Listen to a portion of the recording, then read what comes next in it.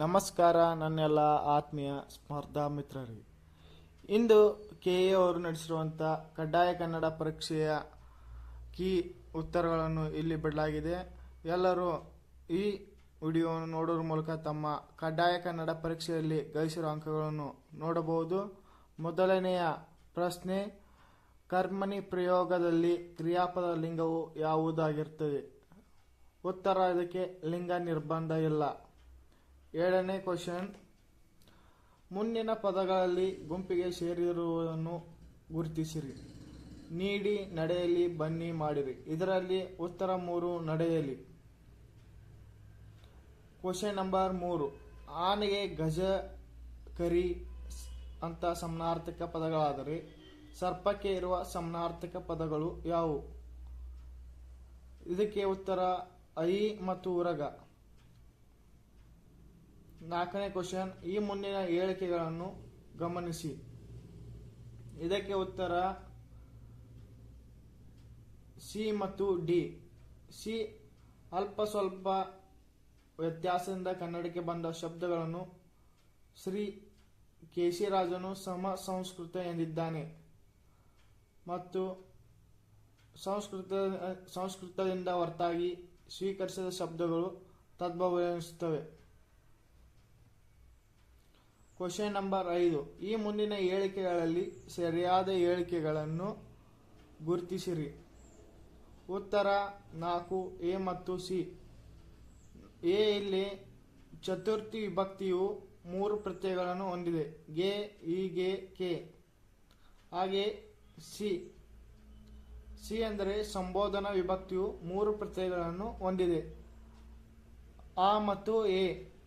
Question number 6, ಅರಿ ಸಮಾಸ ದೋಷ ಯಾವ ಸಂದರ್ಭಗಳಲ್ಲಿ ಕಂಡು ಬರುವುದಿಲ್ಲ? ಇದಕ್ಕೆ ಉತ್ತರ 4. ಬಿರುದಾವಳಿಗಳಲ್ಲಿ, ಗಮಕ ಸಮಾಸ, ಅಂಶಿ ಸಮಾಸಗಳಲ್ಲಿ ಬಿರುದಾವಳಿಗಳು ದೋಷಗಳು ಕಂಡುಬರುವುದಿಲ್ಲ.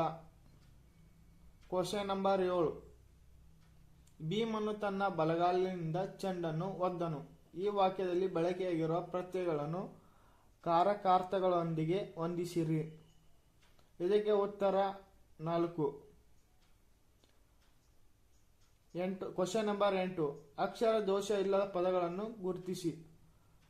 ಇದರಲ್ಲಿ ಉತ್ತರ 3 ಆಶೀರ್ವಚನ. ಕರ್ಮಧಾರೆಯ ಸಮಾಸಕ್ಕೆ ಸಂಬಂಧಿಸಿದಂತೆ ಈ ಮುಂದಿನ ಯಾವ ಹೇಳಿಕೆಗಳು ತಪ್ಪಾಗಿವೆ? ಇದಕ್ಕೆ ಉತ್ತರ 4.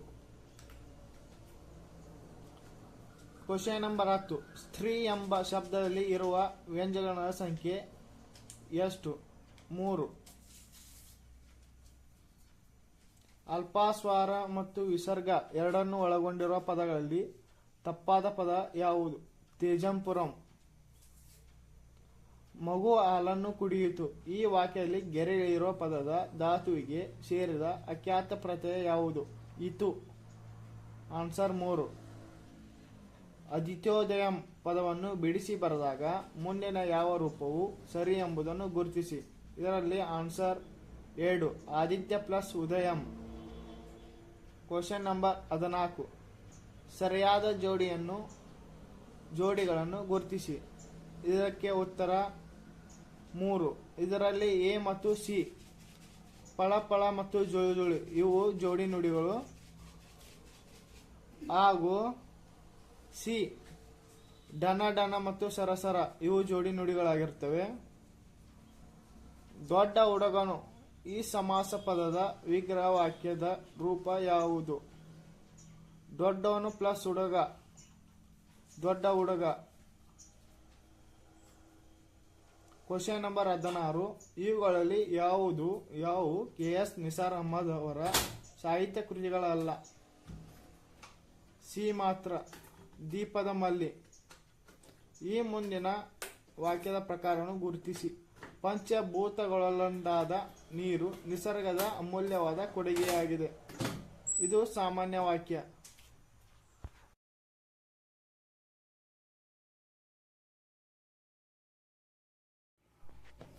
ಕ್ವಶನ್ ನಂಬರ್ 18, ಈ ಕೆಳಗಿನ ಪದಗಳಲ್ಲಿ ಗುಂಪಿಗೆ ಸೇರದ ಪದಗಳ ಗುಂಪು ಯಾವುದು?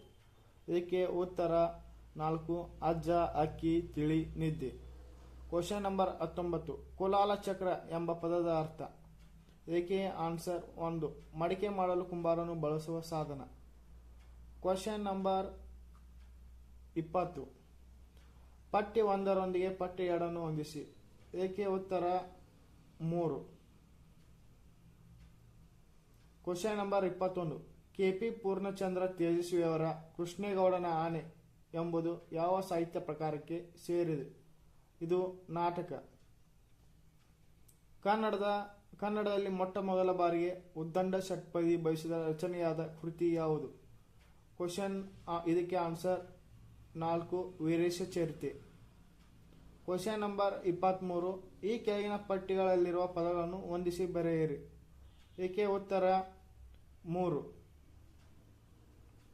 ಕ್ವಶನ್ ನಂಬರ್ 24 ಈ ಕೆಳಗಿನ ಪದಗಳನ್ನು ಅರ್ಥಗಳೊಂದಿಗೆ ಹೊಂದಿಸಿ ಬರೆಯಿರಿ. ಇದಕ್ಕೆ ಉತ್ತರ 4. ಕ್ವಶನ್ ನಂಬರ್ 25 ವಿರುದ್ಧ ಪದವಲ್ಲದನ್ನು ಗುರುತಿಸಿ. ಇದಕ್ಕೆ ಉತ್ತರ 4 ಸಂಧ್ಯಾ, ಸಂಜೆ. ಇದು ತತ್ಸಮ ತದ್ಭವ. ಉಳಿಕಿದ್ದೆಲ್ಲ ವಿರುದ್ಧಾರ್ಥಕ ಪದಗಳು. ಕ್ವಶನ್ ನಂಬರ್ 26 ಈ ಕೆಳಗಿನ ತತ್ಸಮ ತದ್ಭವವನ್ನು ಹೊಂದಿಸಿ ಬರೆಯಿರಿ.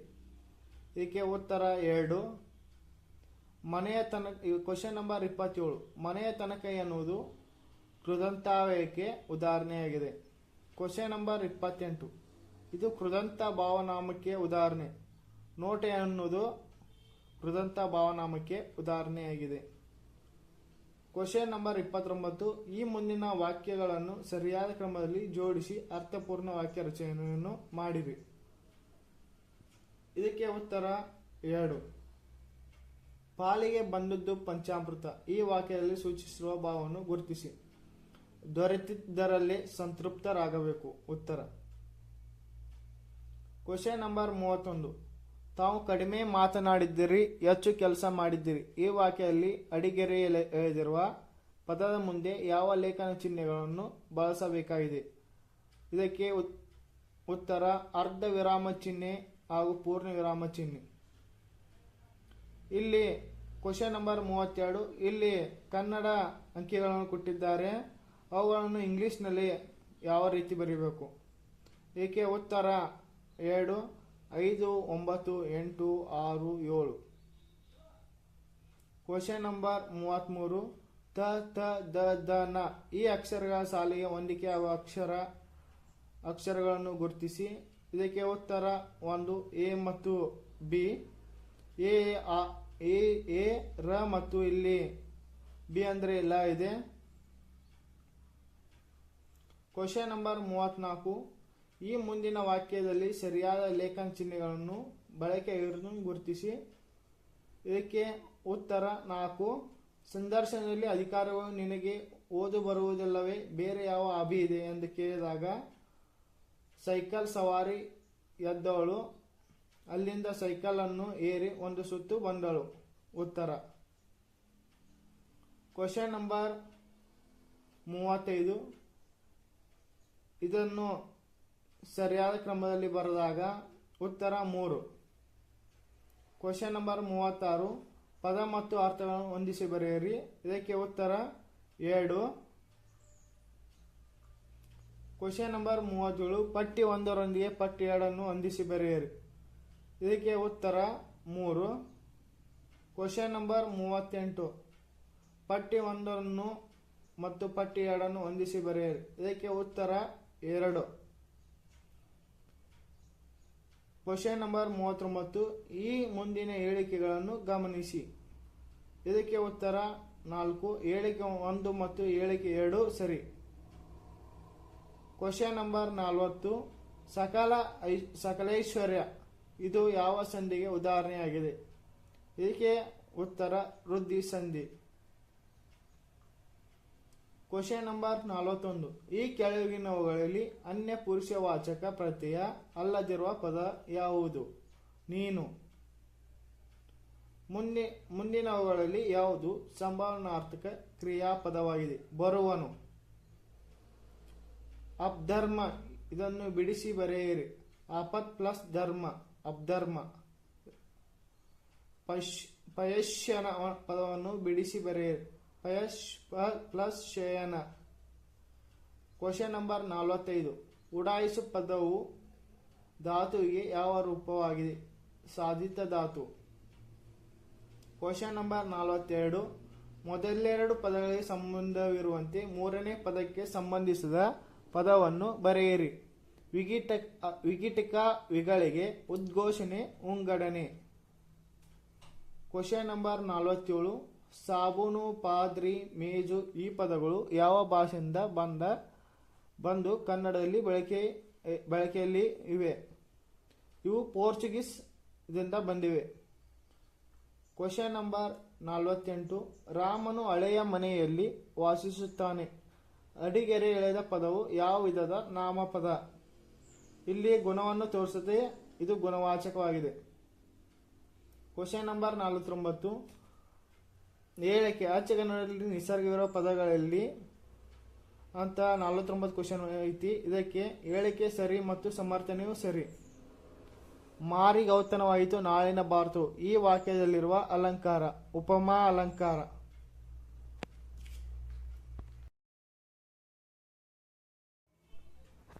Question number 51. ಸರಿಯಾದ ಉತ್ತರ 4. Question number 52. ಕೆಳಗಿನವುಗಳಲ್ಲಿ ಅರ್ಥವತ್ತಾದ ವಾಕ್ಯದ ಸಂಯೋಜನೆ ಗುರುತಿಸಿ. ಇದಕ್ಕೆ ಉತ್ತರ 3. Question number 53. 60, 38, 57 ಈ ಸಂಖ್ಯೆಯನ್ನು ಕನ್ನಡದ ಅಂಕಿಗಳಲ್ಲಿ ಗುರುತಿಸಿ. ಇದಕ್ಕೆ ಉತ್ತರ 3. Question number 54. ಮುಂದಿನ ವಾಕ್ಯಗಳಲ್ಲಿ ಸರಿಯಾಗಿ ಲೇಖನ ಚಿಹ್ನೆ ಬಳಸಲ್ಪಟ್ಟ ವಾಕ್ಯಗಳನ್ನು ಗುರುತಿಸಿ. ಇದಕ್ಕೆ ಉತ್ತರ 3. Question number 55. ಈ ಕೆಳಗಿನ ಗಾದೆ ಮಾತನ್ನು ಪೂರ್ಣಗೊಳಿಸಿರಿ. ಸಂತೆಯ ಹೊತ್ತಿಗೆ 3 ಮೊಳ ನೈದರಂತೆ. ಉತ್ತರ 2. Question number 56. ಪ್ರಧಾನ ವಾಕ್ಯದಲ್ಲಿ ಅನೇಕ ಉಪವಾಕ್ಯಗಳ ಅಂತ್ಯದಲ್ಲಿ ಮಾತ್ರ ಬರುವ ಲೇಖನ ಚಿಹ್ನೆ ಯಾವುದು? ಅರ್ಧ ವಿರಾಮ ಚಿಹ್ನೆ. Question number 57. ಆ ಊರಿನಿಂದ ನಾನು ಹೊರಟಾಗ ಆಗಲೇ 4 ಗಂಟೆ ಆಯಿತು. ಗೆರೆಯ ಪದದ ಯಾವ ಸಂಧಿಗೆ ಸೇರುತ್ತದೆ? ಉತ್ತರ 1 ವಕಾರಗಮ ಸಂಧಿ. Question number 58. ಮೊದಲೆರಡು ಪದಗಳಿಗಿರುವ ಸಂಬಂಧಿಸಿದಂತೆ ಮೂರನೇ ಪದಕ್ಕೆ ಸಂಬಂಧಿಸಿದ ಪದವನ್ನು ಬರೆಯಿರಿ. ಹುಡುಗ ಅನ್ನೋದು ರೂಢನಾಮ, ಅವಾಡಿಗ ಅನ್ನೋದು ಅನ್ವರ್ಥನಾಮ. ಉತ್ತರ 1. Question number 59. ಎಳೆಗಾರು ಈ ಸಂಧಿ ಪದವನ್ನು ಬರೆಯಿರಿ. ಎಳೆಯ ಪ್ಲಸ್ ಕರು ಎಳೆಗರು. Question number 60. ಕೆಳಗಿನವುಗಳಲ್ಲಿ ಸರಿಯಾದ ವಾಕ್ಯ ಸಂಯೋಜನೆಯನ್ನು ಗುರುತಿಸಿ. ಇದಕ್ಕೆ ಉತ್ತರ 10ನೇ ಶತಮಾನ ಕನ್ನಡ ಸಾಹಿತ್ಯದ ಸುವರ್ಣಯುಗ ಎಂದು ಕರೆಯಲಾಗುತ್ತದೆ. Question number 61. ಮುಂದಿನ ಪದ ಜೋಡಣೆಗಳಲ್ಲಿ ಸರಿ ಹೊಂದದ ಜೋಡಣೆಯನ್ನು ಗುರುತಿಸಿ. ಇದಕ್ಕೆ ಉತ್ತರ ಋಷಿ ರೀನ. ಮುಂದಿನ ಹೊಂದಾಣಿಕೆಯಲ್ಲಿ ಸರಿಯಾದನ್ನು ಗುರುತಿಸಿ. ಇದಕ್ಕೆ ಉತ್ತರ 4 ಗುಣವಾಚಕ ಒಳ್ಳೆಯದು ಕೆಟ್ಟದು. Question number 63. ಅ ಪಟ್ಟಿಯಲ್ಲಿನ ತತ್ಸಮಗಳನ್ನು ಬ ಪಟ್ಟಿಯಲ್ಲಿನ ತದ್ಭವಗಳೊಂದಿಗೆ ಹೊಂದಿಸಿ ಬರೆಯಿರಿ. ಇದಕ್ಕೆ ಉತ್ತರ 1. Question number 64. ಗುಂಪಿಗೆ ಸೇರದ ಪದವನ್ನು ಜೋಡಿಸಿ ಬರೆಯಿರಿ. ಇದಕ್ಕೆ ಉತ್ತರ 4 ಡಿ ತೆಗಳಿಕೆ ಮತ್ತು ಬಿಕ್ಕಳಿಕೆ. Question number 65. ಅಕ್ಷರವನ್ನು ವರ್ಣ ಎಂದು ಮೊದಲು ಕರೆದವರು ಯಾರು? ಕೇಶಿರಾಜ. Question number 66. ಐ ಮತ್ತು ಓ ವರ್ಣಮಾಲೆಯಲ್ಲಿ ಈ ಅಕ್ಷರಗಳು ಯಾವ ಗುಂಪಿಗೆ ಸೇರುತ್ತವೆ? ಇವು ಸಂಧ್ಯಾಕ್ಷರಗಳು. Question number 67. ಈ ಕೆಳಗಿನ ಪದಗಳಲ್ಲಿ ಸಜಾತಿಯ ಒತ್ತಕ್ಷರವಾಗಿದೆ. ಅಕ್ಕ ಎನ್ನುವುದು ಸಜಾತಿಯ ಒತ್ತಕ್ಷರ. ವ್ಯಂಜನಗಳಲ್ಲಿ ಸ್ವರಗಳು ಸೇರಿ ಆಗುವ ಅಕ್ಷರಗಳನ್ನು ಗುಂತಾಕ್ಷರಗಳು ಎಂದು ಕರೀತಾರೆ. ಇದಕ್ಕೂ 3 ಉತ್ತರ. ಶೇಷ ಪದದ ವಿರುದ್ಧಾರ್ಥಕ ಪದ ಯಾವುದು? ನಿಶೇಷ 4. ಆರ್ಧ ಪದದ ವಿರುದ್ಧ ಪದವನ್ನು ಗುರುತಿಸಿ. ಇದಕ್ಕೆ ಉತ್ತರ 2 ಶುಷ್ಕ. ವರ್ತಮಾನ ಕಾಲದಲ್ಲಿ ಧಾತುವಿಗೆ ಅಖ್ಯಾತ ಪ್ರತ್ಯಯಕ್ಕೂ ಮಧ್ಯದಲ್ಲಿ ಬರುವ ಕಾಲಸೂಚಕ ಪ್ರತ್ಯಯ ಯಾವುದು? ಹೂವ 2. Question number 72. ಈ ಮೇಜಿನ ಮೇಲ್ಭಾಗ ಕನ್ನಡಿಯಂತೆ ಥಳಥಳಿಸುತ್ತದೆ. ಅಡಿಗೆರೆಯದ ಪದವು ಯಾವ ಕಾಲವನ್ನು ಸೂಚಿಸುತ್ತದೆ? ವರ್ತಮಾನ ಕಾಲ. Question number 73. ಈ ಕೆಳಗಿನ ಪದಗಳಲ್ಲಿ ಭಾವನಾಮಕ್ಕೆ ಉದಾಹರಣೆಯಾಗಿರುವ ಪದ ಯಾವುದು? ಪ್ರೀತಿ. ತೂಕಡಿಸು ಪದದ ಸಮಾನಾರ್ಥಕ ರೂಪ ಯಾವುದು? ಕುದಿಸು. Question number 75. ಹೊಂದಾಣಿಕೆ ಆಗದ ಜೋಡಿ ಯಾವುದು? ಕುಕ್ಕಟ, ಕೋಳಿ. Question number 76. ಈ ಕೆಳಗೆ ನೀಡಿರುವ ಪದಗಳಲ್ಲಿ ಸರಿಯಾದ ಅರ್ಥವುಳ್ಳ ಪದದ ಜೋಡಿಯನ್ನು ಗುರುತಿಸಿ. ಬವರ ಮತ್ತು ಜಗಳ. Question number 77. ಕನ್ನಡ ನಾಡಿನ ಭೋಜ ವಿಕ್ರಮಾದಿತ್ಯ ಎಂದು ಕರೆಸಿಕೊಂಡವರು ಯಾರು? ಮುಮ್ಮಡಿ ಕೃಷ್ಣರಾಜ ಒಡೆಯರು. ಅಶ್ವಾರೋಹಣ ಈ ಪದದ ಅರ್ಥ ಕುದುರೆ ಓಡಿಸುವುದು. ಈ ಮುಂದಿನ ಹೇಳಿಕೆ ಮತ್ತು ವಿವರಣೆಗಳನ್ನು ಗುರುತಿಸಿ. Question number 80. ಹೇಳಿಕೆ ಮತ್ತು ವಿವರಣೆ ಪಲಟಗೊಳಿಸಿ ಕೊಟ್ಟಿರುವ ಅಂಕಿಗಳು. Question number 80. ನಮ್ಮ ಗುರುತಿಸಿರಿ. ಉತ್ತರ ನಮಗೆ ಉಪಾಧ್ಯಾಯರು. Question number 81. ಮುಂದಿನ ಯಾವ ವಚನಕಾರರ ಅಂಕಿತ ನಾಮಗಳು ಸರಿಯಾಗಿವೆ? ಗುರುತಿಸಿ. ಇದಕ್ಕೆ ಉತ್ತರ 3, ಸಿ ಮತ್ತು ಡಿ. Question number 82. ಕೆಳಗಿನ ಪದಗಳಲ್ಲಿ ಶುದ್ಧ ರೂಪ ಯಾವುದು? ಇದಕ್ಕೆ ಉತ್ತರ 4, ಜಾತ್ಯತೀತ. Question number 83. ದಿಕ್ ಪ್ಲಸ್ ದಿಸೆ ಈ ಪದವನ್ನು ಕೂಡಿಸಿ ಬರೆದಾಗ ಒದಗುವ ಸರಿಯಾದ ರೂಪವನ್ನು ಗುರುತಿಸಿ. ಇದಕ್ಕೆ ಉತ್ತರ 2, ದಿಗ್ದೇಶ. Question number 84. ಉದಕ, ಜಲ, ತೋಯ, ಸಲಿಲ, ಅಂಬು ಪದಗಳ ಸಮಾನಾರ್ಥಕ ಪದ ಮುಂದಿನವುಗಳಲ್ಲಿ ಯಾವುದು? ನೀರು. Question number 85. ಕನ್ನಡದ ಕಾದಂಬರಿ ಪಿತಾಮಹ ಎನ್ನಿಸಿಕೊಂಡಿರುವಂಥವರು ಯಾರು? ಗಳಗನಾಥ. Question number 86. ಮುಂದಿನ ಕವಿ ಕೃತಿಗಳಲ್ಲಿ ಸರಿಯಾದ ಆಯ್ಕೆಯನ್ನು ಗುರುತಿಸಿ. ಇದಕ್ಕೆ ಉತ್ತರ 1, ದ. ರಾ ಬೇಂದ್ರೆ, ನಾದಲೀಲೆ. Question number 87. ಗುಂಪಿಗೆ ಸೇರದ ಪದವನ್ನು ಆರಿಸಿರಿ. ವೇತ್ರ. ಕಾಂತಾರ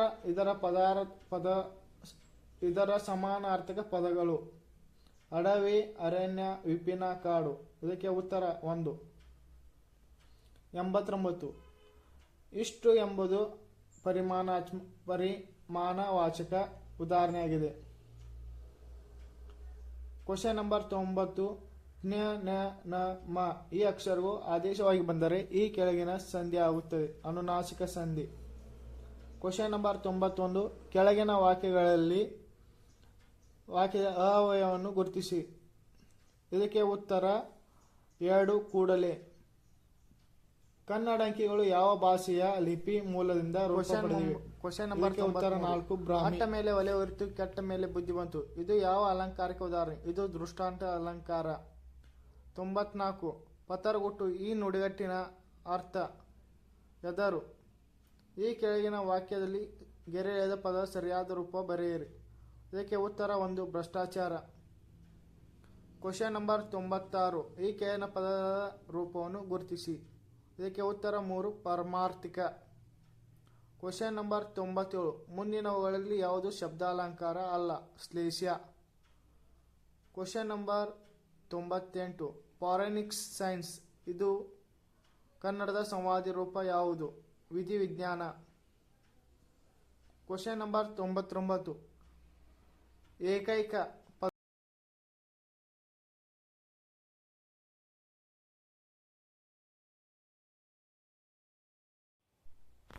ಈ ವಿಡಿಯೋ ನಿಮಗೆ ಇಷ್ಟ ಆದರೆ ಲೈಕ್ ಮಾಡಿ, ಶೇರ್ ಮಾಡಿ, ಸಬ್ಸ್ಕ್ರೈಬ್ ಮಾಡಿ. ಇಂತಿ ನಿಮ್ಮ ಮರಿಯಪ್ಪ ಬಯಸಿದ್ದೇನೆ.